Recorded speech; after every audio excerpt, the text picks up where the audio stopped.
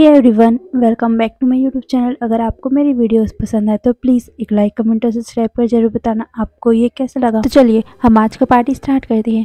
Guys, मैं पहले ना कुछ बोलना चाहती हूँ। पहले वाले एपिसोड में मुझसे कुछ गलती हो गई।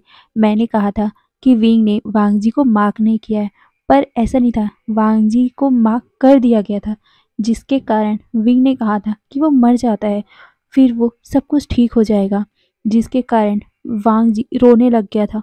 और उसके बाद उसकी माँ को पता चल गया था कि वांग जी को किसी अल्फा ने मार्क कर दिया है, पर किसने किया है वो उसे नहीं पता। इसीलिए वो वांग जी से पूछ रही थी, वांग जी क्या किसी ने तुम्हारे साथ ज़बरदस्ती की है, क्या हुआ है? वांग जी रोते हुए कह रहा था कि नहीं, ऐसा नहीं है, किसी ने मेरे साथ ज़बरदस्ती नहीं की है। ये सुनकर यानली ने उसे पूछा था कि क्या तुम उससे प्यार करते हो, क्या उसने तुम्हें छोड़ दिया? ये सुनकर वांग जी रोते हुए कहता है, माँ वो मुझे पसंद नहीं करते, उन्होंने कहा कि हम दोनों कभी भी एक नहीं हो सकते माँ। ये बोलकर वो रोने लग गया था। यानली उसके गालों को सहलाते हुए बोल रही थी, बेबी बताओ कौन है वो, तुम्हारी माँ तुम दोनों को एक करेगी, बोलो कौन है वो।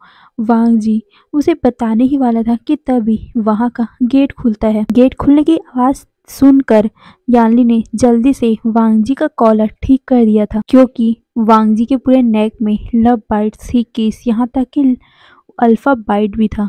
इसीलिए वो उसे जल्दी से कवर कर देती है और वो दोनों सामने गेट की तरफ देखते हैं। सामने जो पर्सन था उसे देखकर वांग जी अपनी माँ का हाथ टाइटली पकड़ लेता है। असल में वहाँ और कोई नहीं, उसके डैड मतलब कि लैन सिचैन आए थे। लैन सिचैन उन दोनों को देखते हुए कहते हैं, क्या चल रहा है यहाँ पर? माँ बेटा बहुत ज़्यादा ही प्यारी प्यारी बातें करे लगता है, पर अभी बात करने का टाइम नहीं है, तुम दोनों चलो। ये बोलकर वो उन दोनों को इशारा करता है, पर यहाँ का इतना सीरियस माहौल देखकर उन्हें ऐसा लग रहा था कि शायद ये दोनों टेंशन में हैं। इसीलिए वो उन दोनों से पूछता है, क्या हुआ, कुछ टेंशन है? ये सुनकर यानली सिचैन से कुछ कह पाती कि हाँ टेंशन है, वांग जी को किसी अल्फा से प्यार है, उसने उसे मार्क भी कर दिया है, पर वो उसे अपनाना नहीं चाहता। ये सब वो बोलना चाहती थी, इसीलिए वो कहती है हाँ वो, पर आगे वो कुछ बोल पाता है कि वांग जी ने उसका हाथ पकड़ लिया और वो प्लीड करने लगा कि नहीं, डैड के सामने कुछ मत बोलना। ये सुनकर मतलब ये समझकर यानली ने एक शाय किया और फिर वो कहती है, नहीं कुछ नहीं, बस माँ बेटा थोड़ा पर्सनल टॉक कर रहे थे। ये बोलकर वो हंसने लगी। वहीं सिचैन कहते हैं, ठीक है, तुम दोनों अपना पर्सनल टॉक बाद में कर लेना, वैसे भी हम यहाँ 2 दिन रहने वाले हैं, अब चलो जल्दी, वैसे भी फ्लाइट का टाइम होने वाला है कुछ टाइम में। ये सुनकर वांग जी कहता है, फ्लाइट? पर हम लोग कहाँ जा रहे हैं? ये सुनकर यानली कहती है, वो हमारा सीक्रेट है, चलो जल्दी। ये बोलकर वो उसका हाथ पकड़ दिए और फिर वो वांग जी के साथ बाहर आ गई थी। बाहर सारे लोग तैयार होकर खड़े हुए थे, पर विंग की नज़रें नीचे थी। वो किसी से भी कोई बात नहीं कर रहा था, पर हाँ उसके डैड जब उससे कुछ पूछ रहे थे तो विंग बता रहा था, पर उसकी हिम्मत नहीं हो रही थी कि वो किसी से नज़रें उठाकर भी देख पाए, क्योंकि उसे बहुत ज़्यादा ही शर्म आ रही थी अपने आप पर कि कैसे उसने अपने ही नेफ्यू के साथ ये सब कर दिया। ये सोच सोच कर विंग को बहुत ज़्यादा अपने आप पे गुस्सा आ रहा था।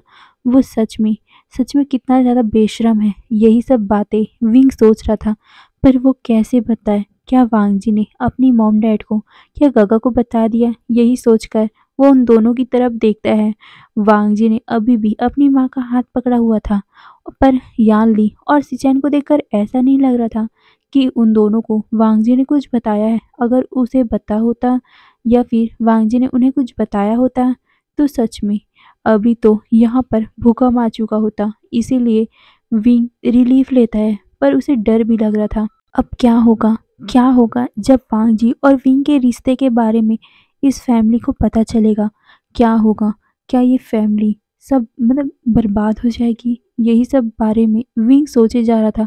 उसे समझ नहीं आ रहा था कि वो क्या सच में अपनी फैमिली वालों को बता दे कि उसने वांग जी के साथ किया क्या है।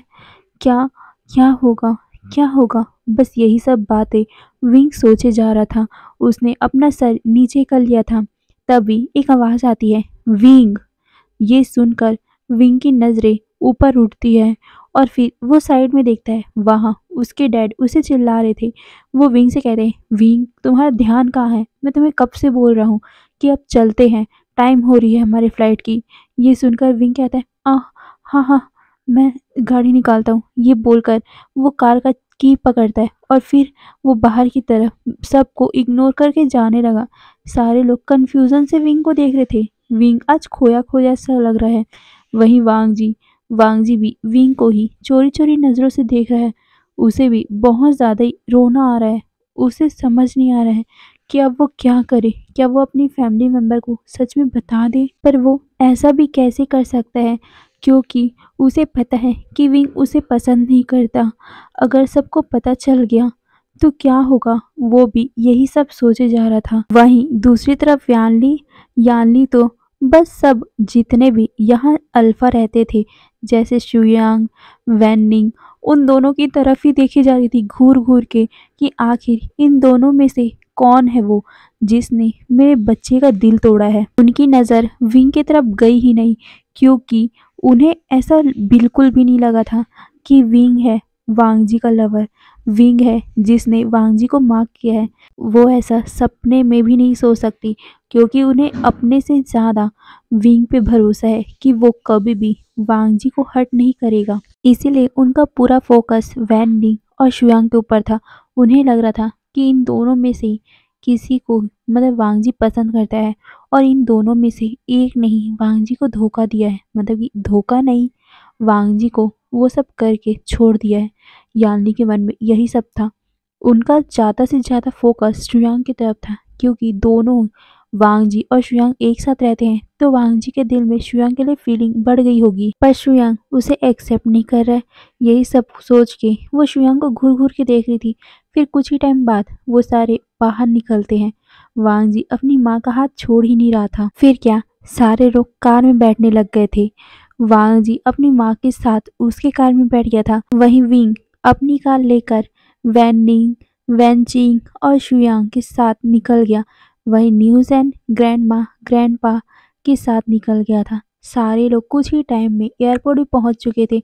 फिर क्या, सारे लोग बोर्डिंग करते हैं और फिर सारे लोग प्लेन में बैठकर कहीं जाने लग गए थे। वांग जी को अभी भी नहीं पता था कि आखिर वो जा कहाँ रहे हैं। वो बार बार अपनी माँ से पूछ रहा था कि माँ बताओ ना कहाँ जा रहे हैं, पर यानी बोल रही थी सरप्राइज है चुप रहो, सरप्राइज है चुप रहो। पर वांग जी तो बार बार पूछे जा रहा था कि आखिर जा कहाँ रहे हैं, उन्हें बता भी नहीं रहे हैं। पर करीबन 2 घंटे के बाद फाइनली उस जगह पे वांग जी और वो सभी पहुंच गए थे। बाहर निकलते ही वांग जी को जो शौक लगा, वांग जी अपने दोनों हाथों से अपने मुंह को कवर कर बोलता है, पेरिस मम्मा, आप लोगों ने मुझे पेरिस लाया है। वाह मम्मा, ये बोलकर वो उसे सच में बहुत ज़्यादा टाइटली गले लगा लेता है और कहता है, थैंक यू मम्मा, थैंक यू सो मच। आप लोग कैसे जानते हो मुझे पेरिस जाना था? ये सुनकर यान्नी कहती है, हम लोगों ने प्लान नहीं किया था, वो तो विंग ने प्लान किया था। ये बोलकर वो विंग की तरफ देखती है। वांग जी भी विंग की तरफ देखता है, पर उसने जल्दी से अपनी आंखों को टर्न कर लिया था। वो अभी विंग से नजरें नहीं मिलाना चाहता था। वहीं विंग वांग जी की तरफ देख रहा था। वांग जी जैसे पहले खुश हो रहा था, पर जैसे ही उसने विंग को देखा वो अपसेट हो गया। ये देखकर विंग को बुरा लगा और फिर सारे लोग फिर से अपने अपने कार को बुक करते हैं और फिर वहाँ से होटल के लिए निकल गए थे। होटल में जाते ही सारे लोगों का कमरा उन सभी को दिखाया गया था।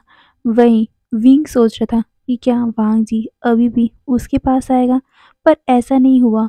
वांग जी तो इस बार निहू सैन के साथ एक और ही रूम में चला गया था। वहीं विंग के साथ शुआंग रह रहा था और वैनिंग और वैनचिंग का एक रूम, वहीं ग्रैंडमा का रूम और यानली और शीचैन का रूम। सारे लोग अपने अपने रूम में तैयार होते हैं और फिर ये सब करते करते उन लोगों को कब रात हो गई पता भी नहीं चला। वो सभी नीचे में एक साथ आते हैं और सारे बैठकर डिनर करने लगे। वांग जी तो बहुत ज़्यादा खुश हो रहा था, यहाँ तक कि निहू सैन भी। पर निहू सैन हल्का सा अपसेट भी था, क्योंकि कुछ टाइम पहले रूम में ये हुआ था। वांग जी और निहू सैन रूम में गए थे। निहू सैन ने वांग जी से बहुत ही एक्साइट होकर पूछा था कि आखिर क्या हुआ था वांग जी, तुम ऐसे रिएक्ट क्यों कर रहे थे? ये बोलकर वो वांग जी को देख रहा था। वांग जी से कहता है, क्या कुछ कल हुआ था? ये बोलकर वो क्यूरियस आंखों से वांग जी को देखता है। वांग जी को कल की बातें याद तो नहीं थी, पर सुबह की बातें उसे याद थी, इसीलिए उसके आंखों में फिर से आंसू बनने लग गए। ये देखकर न्यूसेन वांग जी से पूछता है कि क्या हो गया। वांग जी उसे सब कुछ बता देता है। ये सुन न्यूसेन और भी ज़्यादा शॉक। वो कहता है, वांग जी दिखाओ मुझे। ये बोलकर वो उसके नेक को देखता है। वहाँ तो अल्फा बाइट था, मतलब कि विंग ने उसे बाइट कर दिया। ये सोचकर वो बहुत ज़्यादा खुश होकर बोलता है, वांग जी ये तो अच्छा ऑप्शन है, तुम क्यों ना अंकल आंटी को बता दो, इससे वो जल्दी से जल्दी तुम दोनों की शादी करवा देंगे। ये सुनकर वांग जी और भी ज़्यादा रोने लग गया। वो कहता है, तुम समझ नहीं रहे हो नहीं हुसैन, मैं उन्हें बता भी दूंगा तो क्या हो जाएगा? अंकल तो मुझसे प्यार नहीं करते, वो मुझे अपनाएंगे ही नहीं। ये बोलकर वो रोने लग गया था। इस बात से न्यूसैन भी उदास हो गया था। वो कहता है, तो क्या अंकल ने ये सब करने के बाद तुम्हें अपनाया नहीं? ये सुनकर वांग जी कहता है, वो ये बोलकर वो रोने लगता है और कहता है, उन्होंने कहा कि उन्होंने मुझे माफ़ किया है, तो ये गलत है। वो अपने आप को मारना चाहते थे। ये बोलकर वो रोने लग गया था। ये सुनकर न्यूशन और भी ज़्यादा शॉक। क्या विंग अपने आप को मारना चाहता था? ये तो बहुत ज़्यादा ही बड़ी बात हो गई। ये बोलकर वो वांग जी को देखता है। वो वांग जी से कहता है, वांग जी मुझे माफ़ कर दो। असल में कल जो भी कुछ हुआ वो सब मैंने ही प्लान किया था। ये सुनकर वांग जी शॉक। वो कहता है, क्या ये सब तुमने किया था? उन्नी हुसैन कहता है, हाँ वांग जी, मैं बस तुम दोनों को इतना दूर नहीं देख पा रहा था। मैंने बस तुम्हारे लिए ये सब कर दिया था, पर मुझे नहीं पता था कि मैं जब अच्छा करने जाऊंगा तो सब बुरा हो जाएगा। मुझे माफ़ कर दो। ये बोलकर उसने दोनों हाथों से वांग जी के सामने जोड़ लिया था। वांग जी उसके हाथ को पकड़ते हुए बोलता है, नहीं नहीं हुसैन, तुम क्यों माफ़ी मांग रहे हो? तुम तो मेरे लिए भलाई की बातें सोच रही थी ना। पर ये बोलकर वो अपसेट हो गया और कहता है, पर अंकल, अंकल मुझे अपना क्यों नहीं रहे? ये बोलकर वो रोने लग गया था और कहता है, तुम्हें पता है न्यू हुसैन, उन्होंने उन्होंने अपने आप को मारने की कोशिश की। न्यू हुसैन, क्या अंकल मुझसे इतनी नफरत करते हैं कि मैं अगर उनके साथ आ जाऊंगा, उनके पास आऊंगा, अगर उनकी मेरे से शादी हो जाएगी, वो मर जाएंगे तो? नहीं न्यू हुसैन, मैं ऐसा नहीं चाहता। मैं अंकल के साथ ज़िंदगी भर रहना चाहता हूँ। भले ही हम दोनों अलग रहें, पर मैं उन्हें उन्हें सेफ रखना चाहता हूँ। ये बोलकर वो रोने लग गया था। न्यूसेन उसे समझाता है कि ऐसी बात नहीं है, देख लेना, अंकल तुम्हें एक्सेप्ट कर ही लेंगे। ये सुनकर वांग जी भी अपना सर हिलाता है, पर कहता है, नहीं, ऐसा नहीं होगा। देख लेना, वो जब अपने आप को मारने की कोशिश कर रहे थे तो वो मुझे एक्सेप्ट क्यों करेंगे? वो दोनों ऐसी बातें कर रहे थे कि तभी वहाँ पर यानली आई थी और यानली को देखकर वांग जी ने अपनी आंसुओं को पोंछ लिया था। यानली वांग जी से बात करना चाहती थी, उससे पूछना चाहती थी कि आखिर वो अल्फा कौन है, पर निहुसैन के चलते वो पूछ नहीं पाई और फिर वो सभी नीचे उतर गए थे। वांग जी अपनी फैमिली के सामने उदास नहीं होना चाहता, इसीलिए वो अपने फेस में स्माइल रख रहा है, पर न्यूसेन तो ऐसा नहीं है, इसीलिए वो थोड़ा अपसेट है अपने दोस्त के लिए। कल उसने अपने दोस्त को उसका प्यार देने की कोशिश की थी, पर उसे नहीं पता था कि ये सब हो जाएगा। फिर क्या, सारे लोग खाना खाते हैं, वहीं विंग की नज़र पूरे टाइम बस वांग जी के ऊपर ही थी। वो वांग जी को ही देख रहा था कि वांग जी कैसे चुप है, कैसे उसके होठों में स्माइल तो है, पर उसकी आंखों में उसको दर्द दिख रहा है। वो देख पा रहे हैं कि वांग जी उदास है। इस बात से विंग को और भी ज़्यादा हर्ट हो रहा था। वो वांग जी से बात करना चाहता था, पर उसे टाइम ही नहीं मिल रहा था। उसे भी पता है कि उसने आज जो भी कुछ किया, आज जो भी कुछ हुआ, उन दोनों के बीच में वो बहुत बड़ी गलती थी उन लोगों की। फिर क्या, सारे लोग अपने अपने रूम की तरफ जाने लग गए थे। वहीं न्यू सैन और वांग जी पीछे पीछे जा रहे थे और उसके पीछे विंग था। विंग देख रहा था कि वांग जी आज बहुत ज़्यादा ही चुप चुप सा है, इसीलिए वो वांग जी से बात करना चाहता था। सब लोग अपने अपने रूम में जा रहे थे, इसी कारण विंग वांग जी के पास आ गया और वो न्यूसेन से कहता है कि मुझे वांग जी से कुछ काम है। ये बोलकर वो बिना वांग जी का रिएक्शन देखे वांग जी का हाथ पकड़कर वो कुछ दूर चला गया। वहीं वांग जी बार बार पहले विंग को देखता, फिर अपने हाथ को और फिर विंग को। विंग कुछ दूर जाकर खड़ा हो गया और वहीं वांग जी बस चुपचाप विंग को ही देखे जा रहा था। विंग वांग जी की तरफ टर्न होता है और वो वांग जी को देखते हुए बोलता है, वांग जी कल रात जो भी कुछ हुआ हमारे बीच में, वो आगे कुछ बोल पाता कि वांग जी की आंखें भर आई थी। ये देखकर विंग को ना अपने दिल में दर्द होता है और वो वांग जी को खींचकर अपने गले से लगा लेता है और वो वांग जी के बैग को सहलाने लगा और वो कहता है, वांग जी मुझे मुझे माफ़ कर दो। कल जो भी कुछ हुआ मुझे कुछ भी याद नहीं है उसके बारे में। मैंने कैसे अपना कंट्रोल खो दिया, मुझे कुछ भी याद नहीं है। वांग जी प्लीज़ मुझे माफ़ कर दो। मुझे पता है तुम्हें बहुत ज़्यादा दर्द हो रहा होगा ना अपने दिल पे। मैंने तुम्हारे अंकल होकर मैंने तुम्हारे साथ ये सब कर दिया। प्लीज़ मुझे माफ़ कर दो वांग जी। ये बोलकर वो वांग जी के बैग को रब किए जा रहा था। विंग कहता है, पर वांग जी तुम प्लीज़ समझो ना मेरी बात को। तुम पर वो आगे कुछ बोल रहा था कि वांग जी उसे अलग होते हुए बोलता है, नहीं मुझे कुछ नहीं समझना है। अब वैसे भी आपने मुझे माफ़ कर दिया है। मैं आपका ओमेगा बन गया हूँ। प्लीज़ मुझे एक्सेप्ट कर लो ना। ये बोलकर वो विंग को देख रहा था। विंग वांग जी के गालों को छूने की कोशिश करते हुए बोलता है, पर वांग जी कहता है, नहीं अंकल आप क्यों नहीं समझते? मैं आपसे प्यार करता हूँ, मैं आपको चाहता हूँ। क्यों क्यों नहीं समझ रहे हो आप मेरी फीलिंग को? ये बोलकर वो विंग को देखता है। विंग वहाँ कुछ बोल पाता कि तभी वहाँ पर किसी की आवाज़ आती है, वांग जी, विंग। ये सुनकर दोनों का नज़र उस तरफ जाता है। वहाँ और कोई नहीं, लैन सिचैन खड़े थे। लैन सिचैन उन दोनों को देखते हुए कहते, तुम दोनों यहाँ क्या कर रहे हो? चलो सो जाओ, फिर सुबह होते ही हमें घूमने भी तो निकलना है ना। ये सुनकर विंग अपना सर नोट करता है। वहीं वांग जी अपने डैड को बोलता है, हाँ डैड, वो मैं बस जाने ही वाला था। मैं बस अंकल से पूछ रहा था कि हम कहाँ कहाँ जाएंगे। अब मुझे पता चल गया, मैं अब जाता हूँ। ये बोलकर वो वहाँ से उन दोनों को छोड़कर चला गया। वहीं विंग बस वांग जी को जाते हुए देख पा रहा था। वहीं सिचैन विंग के पास जाते हैं और उसके कंधे पे हाथ रख के बोलते हैं, चलो अब तुम भी क्या कर रहे हो, हम भी चलते हैं। ये बोलकर वो विंग के साथ रूम की तरफ चलने लगा। विंग ने अपना सर नीचे रखा हुआ था। तभी सिचैन कहते हैं, विंग क्या हुआ, तुम आज सुबह से अपसेट लग रहे हो। ये सुनकर विंग कहता है, नहीं काका, कोई बात नहीं है। बस ये बोलकर वो अपने सर को इधर उधर करने की कोशिश कर रहा था। वो बात को अलग करने की कोशिश कर रहा था।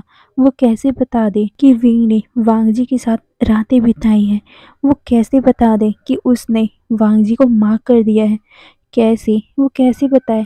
सुनने में बहुत ज़्यादा ही अलग लगता है ना। हम लोगों को ऐसा लगता है कि ये तो नॉर्मल है, हमारे वांग जी और विंग की जोड़ी तो नॉर्मल हम लोगों ने सोच रखा है। पर ये सिचुएशन भी तो अलग है ना। कोई विंग की फीलिंग को नहीं समझ रहा है कि उसे क्या फील हो रहा है। सब वांग जी के लिए देख रहे हैं। वांग जी विंग से प्यार करता है, वो देखते हैं। पर विंग का क्या, वो तो बचपन से वांग जी को अपना नेफ्यू मानते आया है। अचानक से वो कैसे उसे अपना लवर बना ले, कैसे अपने ही भाई के बेटे को अपना पार्टनर बना ले, कैसे? अजीब तो लगेगा ही ना उसे। आप ही सोचो, आप अपने ही भतीजे के साथ ऐसा रिश्ता बनाओ तो किसी को भी अजीब लगेगा। वैसे ही विंग को भी अजीब लग रहा है। वो वांग जी को समझाना चाहता है कि दुनिया वाले इस नज़रों को, मतलब कि इस रिश्ते को किस नज़रों से देखेंगे, उसकी फैमिली किस नज़रों से देखेगी। वो अपने लिए ये सब सहन कर भी लेगा, पर वांग जी अभी तो उसका ज़िंदगी स्टार्ट भी नहीं हुआ है। ये सब वो नहीं सह पाएगा। यही सब वांग जी को विंग समझाना चाहता है, पर वांग जी है ये समझने का नाम नहीं ले रहा है। और अब तो विंग ने बहुत बड़ी गलती कर दी है, वांग जी को माफ करके उसे अपना ओमेगा बना दिया है विंग ने।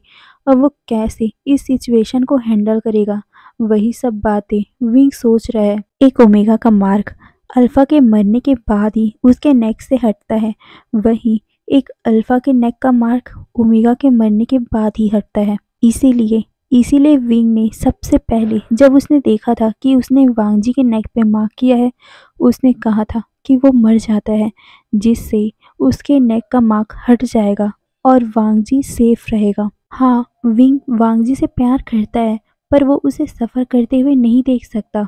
विंग अभी क्या फील कर रहा है, वो कैसे सबको बता दे, कैसे वो सबको बताए कि वो अपने ही नेफ्यू के लिए किस तरह की फीलिंग रखता है।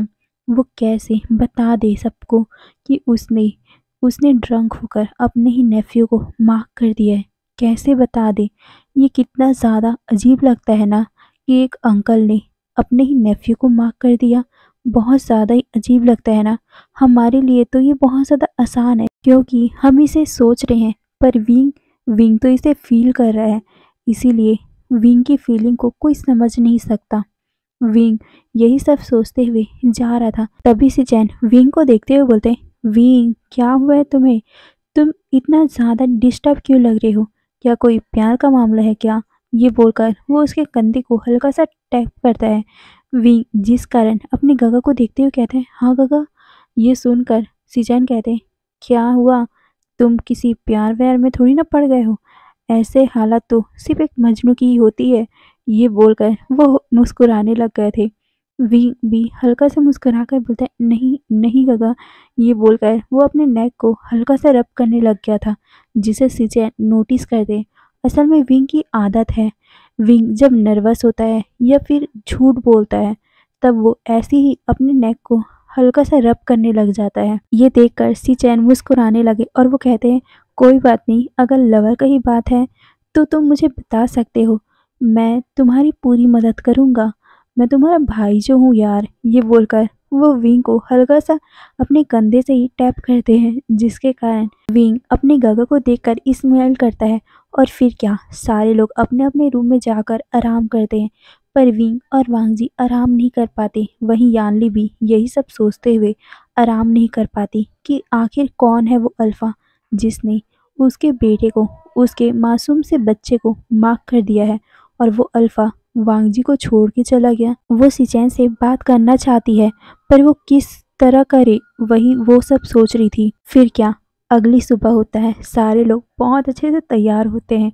वहीं वांग जी को न्यूसन कहता है, वांग जी अब प्लीज़ उस बात को अभी छोड़ दो ना, हम घूमने आए हैं, प्लीज़ अपना मूड खराब मत करो, वो सब तो बाद में देखा जाएगा, प्लीज़ ना। हम लोग इतने दिनों बाद तो अकेले घूमने आए हैं, हमारी फैमिली के साथ घूमने आए हैं, प्लीज़ प्लीज़। ये बोलकर वो वांग जी को गुदगुदी करने लग गया था, जिसके कारण वांग जी भी, उसका मूड भी हल्का सा लाइट हो जाता है और कहता है, ओके ओके बाबा, मुझे गुदगुदाओ मत, मुझे बहुत ज़्यादा हंसी आ रहा है। ये बोलकर वो उसे हटाने की कोशिश करता है। न्यूसन कहता है, ओके, पर तुम मुझसे वादा करो, आज के दिन तुम अपना मुंह बिल्कुल भी खराब नहीं करोगे। और हाँ, ऐसा भी नहीं कि तुम्हारी आंखों में कुछ और दिख रहा है, तुम्हारे होठों में कुछ और। ये बोलकर वो वांग जी को देखता है। वांग जी भी हल्का सा मुस्कुरा बोलता है, ओके फाइन, मैं कोशिश करूँगा। तभी न्यूसन कहता है, कोशिश नहीं, तुम मुस्कुराओगे। और हाँ, मैंने कहा मुस्कुराना है, ये नहीं कि झूठा स्माइल दिखाना है। ये सुनकर वांग जी स्माइल करता है और कहता है, ओके बाबा ओके, मैं समझ गया, अब चलो, बाहर सारे इंतज़ार कर रहे होंगे। ये बोलकर वो उसका हाथ पकड़ता है और फिर बाहर जाता है। पर बाहर जैसे उसने कदम रखी, विंग उसके सामने था, जिसे देखकर वांग जी के फेस में जो अभी स्माइल था वो गायब हो गया। विंग वांग जी से बात करना चाहता था, क्योंकि उसे कुछ टाइम ही नहीं मिल रहा था अकेले, इसीलिए वो अभी आया था। पर वो ज़्यादा कुछ बोल पाता कि वहाँ उसकी सारी फैमिली आ गई और वो कहते हैं, चलो चलो जल्दी, हम लोग यहाँ क्या करें, अभी तो हम लोगों को निकलना होगा, बहुत जगह घूमना है। ये बोलकर वो उन सभी लोगों को कार की तरफ ले जाने लग गए थे। वहीं विंग बस वांग जी की तरफ ही देख रहा था। वहीं यानली, उसकी नज़र भी वांग जी की तरफ ही थी। वांग जी अभी खुश है, ये देखकर यानली के फेस में भी स्माइल आ गया था।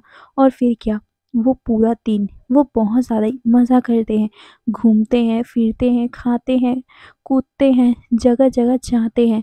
ऐसी फैमिली टाइम बहुत ज़्यादा ही अच्छा होता है ना, इसीलिए सारे लोग बहुत ज़्यादा खुश थे। पर विंग को छोड़कर, विंग सिर्फ वांग जी की तरफ ही देख रहा था। वांग जी ऐसा तो दिखा रहा था कि वो खुश है, पर उसके अंदर दिल में क्या चल रहा है उसे कोई बता नहीं सकता। वो भी देख रहा है वो भी महसूस कर रहा है कि विंग बार बार उसे ही देख रहा है, पर वो उसे छोड़कर इस टाइम अपनी फैमिली के साथ अच्छा टाइम बिताना चाहता है। सारे लोग बहुत अच्छे से वो दिन भी बिता लेते हैं और फिर क्या, फिर वो होटल आते हैं, होटल में अपना डिनर करते हैं और फिर अपने रूम में जाते हैं। पर आज पूरा दिन विंग को टाइम ही नहीं मिला वांग जी से बात करने की। विंग सोचता है मैं वांग जी के रूम में जाऊं, पर वो अपना सर पकड़ लेता है क्योंकि उसे समझ नहीं आ रहा था कि वो करे तो क्या करे, वो बात करे तो क्या करे। उसे कुछ भी समझ नहीं आ रहा था, इसीलिए वो सोचता है कि वो पूरी रात सोचेगा कि वो वांग जी से क्या बात करेगा, फिर वो कल सुबह जाके बात करेगा। यही सोचकर वो लेट गया था, पर उसे नींद तो आई ही नहीं। वहीं वांग जी आज पूरा दिन इतना ज़्यादा खेल कूद किया, घूमा फिरा, इसीलिए वो थक चुका था और वो भी सो गया। अगली सुबह फिर से वही रूटीन, सारे लोग घूमने के लिए बाहर जाते हैं, शॉपिंग करते हैं।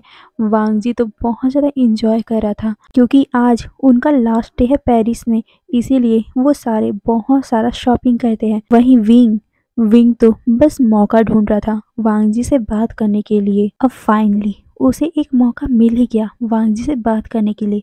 इसलिए जब सारे कपड़े लेने या शॉपिंग करने में बिजी थे, उसने वांग जी का हाथ पकड़ा और उसे खींचते हुए एक कॉर्नर में लेके गया। वांग जी तो शॉक ही हो गया था क्योंकि वो अचानक से विंग ने उसे खींच लिया था ना, इसलिए वांग जी शॉकिंगली विंग को देख रहा था। विंग वांग जी से कहते हैं वांग जी तुम मुझे इग्नोर क्यों कर रहे हो। वांग जी कहते हैं मैं आपको इग्नोर नहीं कर रहा हूँ, मैं तो बस ये बोलकर वो पीछे देखता है। पीछे उसकी पूरी फैमिली सामान खरीद रही थी। वांग जी मैं तुम्हें बोल रहा हूँ ना, वो सब वो सब भूल जाओ प्लीज़, हम नॉर्मल रहते हैं ना। ये बोलकर वो वांग जी को देखता है। वांग जी मतलब उसे ना ये सब याद ही नहीं करना था। वो अंकल से कहता है, मतलब कि विंग से कहता है हाँ ठीक है ना, हम उन सभी को भूल जाते हैं, नॉर्मल रहते हैं, मैंने भी अब छोड़ दिया वो सब। ये बोलकर वो जाने लगा था, पर इस बात से विंग के दिल में अजीब सा ही दर्द होता है। वो वांग जी को पकड़ता है, मतलब कि वांग जी के हाथ को पकड़ता है और फिर वांग जी से कहता है वांग जी। पर वांग जी कहता है अंकल मैं सच में बोल रहा हूँ, मैंने अब वो सब छोड़ दिया और जो भी कुछ हमारे बीच में हुआ मैं मैं वो सब सपना समझ लूँगा। ये बोलकर वो जाने लगा था, पर इस बात से विंग को बहुत ज़्यादा दर्द होने लगा उसके सीने पर, क्योंकि वांग जी उसे भूलने की बातें कर रहा है। ये सोचते हुए भी विंग का दिल टूट रहा था और उसने वांग जी का हाथ टाइटली पकड़ लिया और उसे अपनी तरफ खींच लिया, जिसके कारण वांग जी सीधा विंग के चेस्ट में आके लगा था। वांग जी विंग की तरफ देखता है और कहता है अंकल ये, पर वो आगे कुछ बोल पाता कि विंग ने उसका चिन पकड़ा और उसे रफली किस करने लग गया था। इस बात से वांग जी की आंखें फटी की फटी रह गई थी। विंग विंग ने अपना एक हाथ वांग जी के कमर पे रखा हुआ था और दूसरा उसके चिन पे और उसे रफली किस कर रहा था। वांग जी पहले तो शॉक हो गया था, पर धीरे धीरे वो भी उस किस को रिटर्न करता है। दोनों बहुत टाइम तक एक दूसरे के बाहों में उसी प्रकार किस कर रहे थे।